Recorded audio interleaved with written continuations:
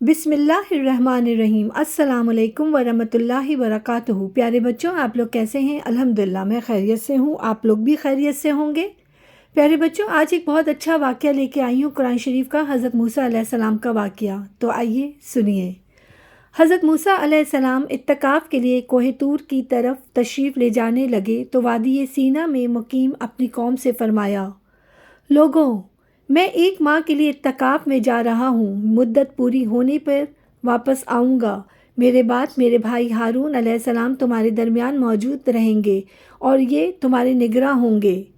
حضرت موسیٰ علیہ السلام تشریف لے گئے، پھر 1 ماہ گزر گیا، کئی دن اضافی ہو گئے، آپ علیہ السلام واپس تشریف نہ لائے۔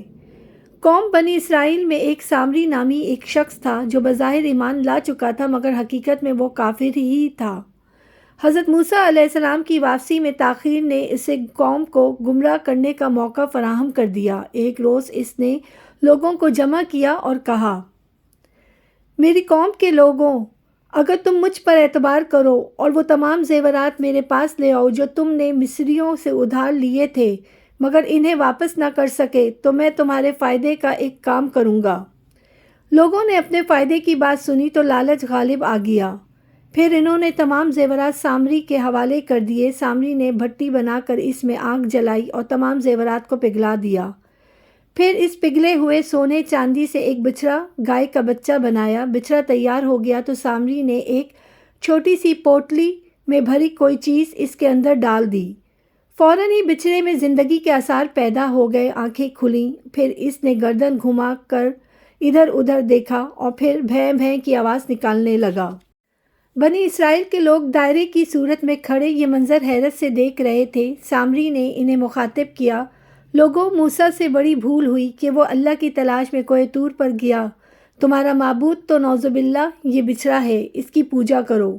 بنی اسرائیل اللہ کے پیغمبر حضرت یعقوب علیہ السلام کی اولاد تھے، باوجود اس کے کہ ان میں مسلمانوں یعنی اللہ پر ایمان رکھنے والوں کے اثرات کس حد تک موجود تھے جو ان کے باپ دادا کا ورثہ تھے، مگر وہ تقریباً 450 سال تک مصری قوم کے غلام رہے تھے، جس سے مشکرانہ رسوم و عقائد ان میں رچ بس گئے تھے۔ گائے کو دیوتا کا درجہ دینا اور اس کی پوجا کرنا مصریوں کا پرانا عقیدہ تھا۔ ان کے مذاہب میں گائے کی اہمیت کا اندازہ اس سے لگایا جا سکتا ہے کہ مصریوں کے ایک بڑے دیوتا ہوس کا چہرہ گائے کا تھا۔ ان کا عقیدہ تھا کہ دنیا گائے کے سر پر قائم ہے۔ یہی وجہ تھی کہ سامری نے جب بنی اسرائیل کو اپنے ہاتھ سے بنائے ہوئے گائے کے بچھڑے کو معبود بتایا اور اس کی پوجا کرنے کو کہا تو وہ اس پر فوراً آمادہ ہو گئے۔ حضرت ہارون علیہ السلام نے بنی اسرائیل کو اس گمراہی سے باز رکھنے کی بہت کوشش کی، مگر لوگوں نے آپ علیہ السلام کی بات ماننے سے انکار کر دیا۔ انہوں نے کہا، جب تک موسیٰ علیہ السلام واپس نہ آ جائیں ہم بچھڑے کی پوجا کرتے رہیں گے۔ ادھر اللہ تعالیٰ نے حضرت موسیٰ علیہ السلام کی بات سے آگاہ کیا اور پوچھا، موسیٰ، تم نے اپنی قوم کو چھوڑ کر یہاں آنے کی اس قدر جلدی کیوں کی؟ حضرت موسیٰ علیہ السلام نے فرمایا، اے اللہ، میں تیرے پاس جلدی حاضر ہو کر اپنی قوم کے لیے ہدایت حاصل کرنا چاہتا تھا۔ اللہ تعالیٰ نے فرمایا، تم جس قوم کی ہدایت کے لیے اس قدر بے چین ہو وہ تو بڑی گمراہی میں مبتلا ہے۔ پیارے بچوں، میرے اس پیاری کہانیوں کو لائک کیجیے، سبسکرائب کیجیے اور بیل آئیکن پہ کلک کیجیے اور زیادہ سے زیادہ شیئر کیجیے۔